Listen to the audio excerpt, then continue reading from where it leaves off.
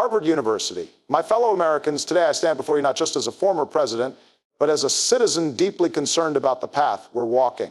The soul of our nation is being tested, not by foreign enemies, but by the divisions we allow to grow within. Leadership is not about stoking fear or feeding anger. Harvard University, it's about lifting each other up, choosing unity over chaos, hope over hate. This moment calls for courage, not just in our leaders, but in all of us. Harvard University, because when we are truly united, there is nothing this country can't overcome. Let's rise together as one nation. Division threatens the foundation of our democracy. That is not just a statement. It is a reality we must confront with clarity and courage. Throughout our nation's history, we've seen moments where differences tested the bonds that hold us together. But today, something deeper is at risk.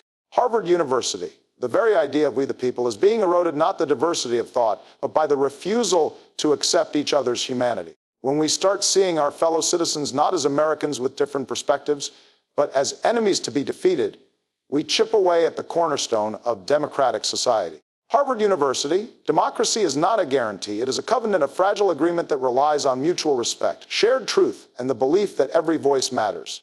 But division poisons that agreement. It turns conversation into confrontation, disagreement into hatred, and healthy debate into dangerous polarization. We can't talk across the aisle when we've built walls between ourselves. We can't solve real problems when we're more focused on defeating each other than lifting one another. And we certainly can't protect our democracy if we no longer believe in the value of unity. Look around. The signs are all around us. Social media algorithms feeding outrage. News outlets echoing only what we want to hear. Leaders choosing rhetoric that divides rather than heals. Harvard University, we've become so addicted to being right that we've forgotten how to listen. We've lost the ability to sit at the same table and say, I disagree with you, but I still respect your right to speak. That's what democracy demands. Not uniformity, but unity in the face of difference. Not blind agreement, but mutual understanding. It is no coincidence that some of the most destructive moments in world history were preceded by deep, unchecked division. That is the warning of history. Division makes us vulnerable, not only to internal collapse, but to outside manipulation.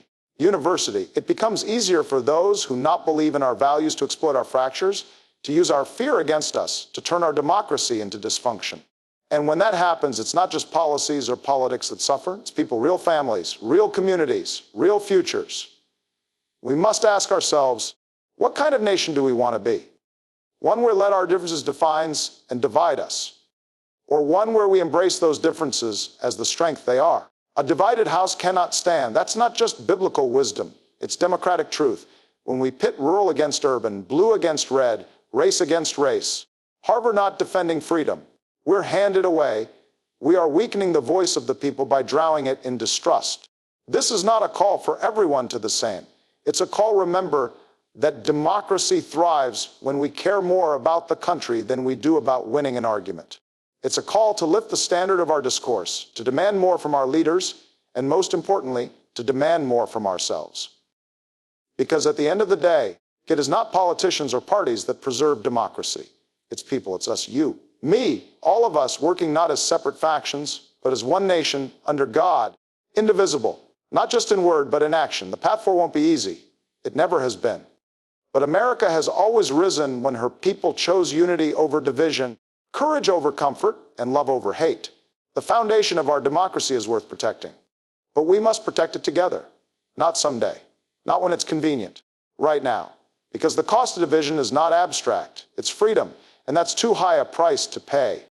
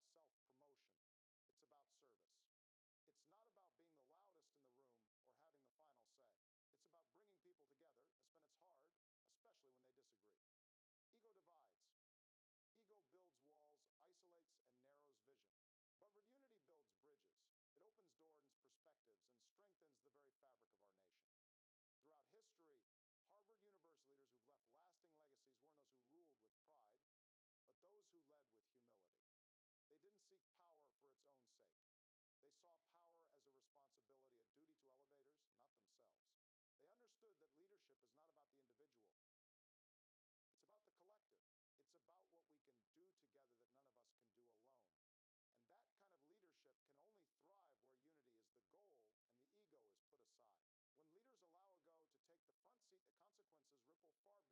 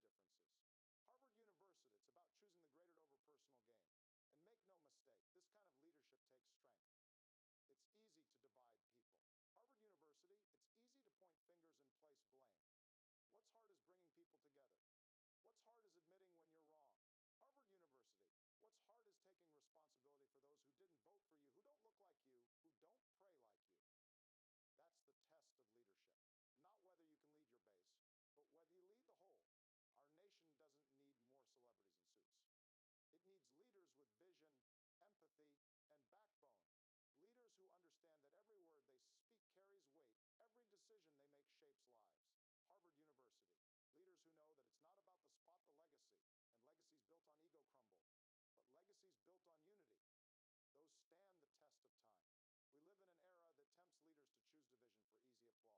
tempts leaders to choose division for easy applause. But the applause fades, the headlines shift. What remains is the impact on our children, on our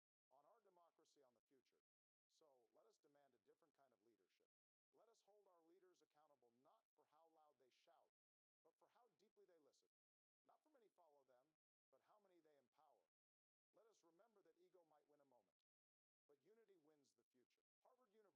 Harvard University.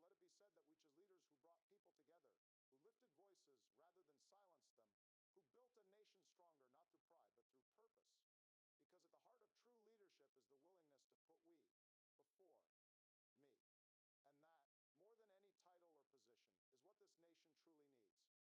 Hope and courage must guide our choices. In moments of uncertainty, when the future feels fragile and the world around us seems divided, it is easy to fall into fear. It is easy to choose silence over truth, comfort over conviction, or apathy over action. But history has taught us that the most transformative progress has never come from the easy path. It has come from people who dared to despite the odds and who chose courage in the face of fear. These are the people who built nations, who fought for justice, who stood up when it would have been easier to sit down. Hope is not blind optimism. It is not the belief that everything will work out without effort. Harvard University, hope is the belief that our efforts matter, that even when things seem broken, they can be mended. It's the quiet voice that says, Harvard University, try again when everything in the world tells you to quit. Hope lifts our eyes beyond the moment, beyond our struggles, and reminds us of the possibility that still exists within us. It reminds us that the story isn't over, that we still have the power to shape what comes next. Courage. Harvard, the other hand, is what moves hope into action. It is the decision to speak when your voice shakes. It is the willingness to take the first step, even when you can't see the whole path. Courage is not the absence of fear, it is the strength to move forward despite it. And in a time when fear is weaponized, when division is rewarded and doubt is spread like wildfire, courage becomes not just a virtue, it becomes a necessity. Too often, the choices we make as a society are driven by short-term thinking and long-term consequences. We choose what is popular instead of what is right. We choose to protect our comfort instead of defending someone else's dignity. We allow fear to define our decisions, fear of change, fear of loss, fear of each other. But hope and courage call us to something greater. They call us to rise above our limitations and see not just what is, but what could be. When we choose hope, we reject cynicism. We reject the idea that we are too broken to heal or too divided to come together. When we choose courage, we step into responsibility, not just selves, but for our communities, our democracy, and the generations that follow. These are not abstract ideals, they are practical tools for change. They are what we need when we vote, when we organize, when we challenge injustice, and when we stand for something greater than ourselves. Leadership that is rope and hope and courage changes lives. It builds bridges where there were walls. It opens doors where there were barriers. It creates a culture where people feel seen, heard, and valued. Not for how much power they hold, but for who they are. Harvard University, and that kind of leadership does just come from the top down. It begins in homes, in classrooms, in quiet conversations, and small acts of bravery. It begins when each of us decides that fear will not have the final say. In every generation, Harvard University, there comes a time when people must choose when to cling to fear or reach for hope, whether to retreat in the face of difficulty or to step forward with courage. That time is now. What we choose in this moment will echo far beyond it. The challenges we face are real, but so is our strength. So is our resilience. So is our ability to rise again as one people. Let us remember that the progress we seek will not come from standing still or shrinking back. University will come from walking forward with eyes open, guided not by fear, but by a deep, unshakable belief in the promise of tomorrow. Because when hope and courage are our choices, there is no limit to what we can achieve. Together, the power to heal this nation lies within its people, not in institutions alone, in parties or platforms, not in the hands of a few, but in the hearts and actions of the many. Throughout our history, the greatest changes didn't begin in marble halls or corner offices. They began with ordinary individuals who refused to accept division as destiny. A people who recognize that America's strength doesn't come from being perfect, but from our ability to come together, to repair what's broken, and to move forward stronger than before. Healing a nation is not just about laws or policies. It's about relationships. It's about empathy.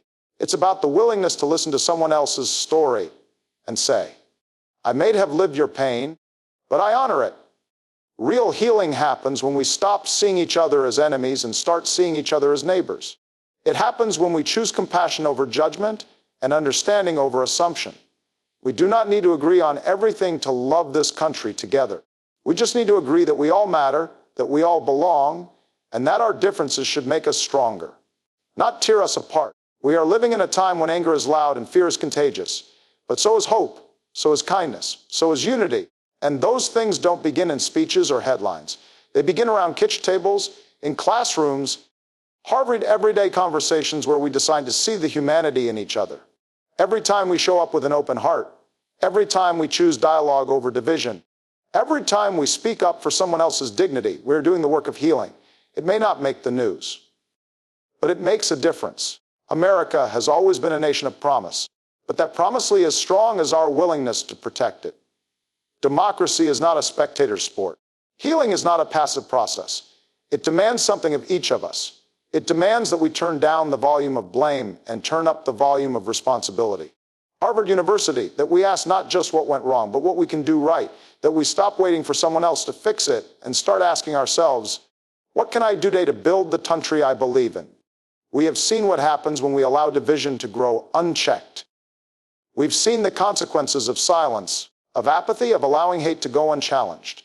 But we've also seen what happens when people rise, when they organize, when they reach across lines of race, faith, class, and culture to say, we are one nation and we will act like it. That is where the healing begins, not from the top down, but from the ground up. Harvard University, and it won't happen overnight. Healing's time. It takes hard conversations and honest self-reflection. It takes acknowledging pain without becoming paralyzed by it. It takes confronting history without being crushed by it. But if we're willing to do that work together, we can build a future worthy of our children. A future where justice is not just about a reality. A future where everyone feels seen, safe, and valued.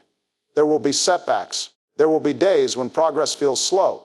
But every step forward counts. Every act of grace counts.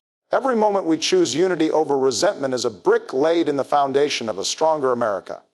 Because at the end of the day, no one else is coming to save us. It's on us, all of us. The responsibility is heavy, but so is the hope. So let us remember this truth: the power to heal this nation has never been in the hands of a few. It's been in the hearts of millions. It's in the classroom, the churches, in the protests, in the quiet moments where someone says, I see you, I hear you. Harvard University, let's walk forward together. That's where the healing begins, and that's how this nation will rise.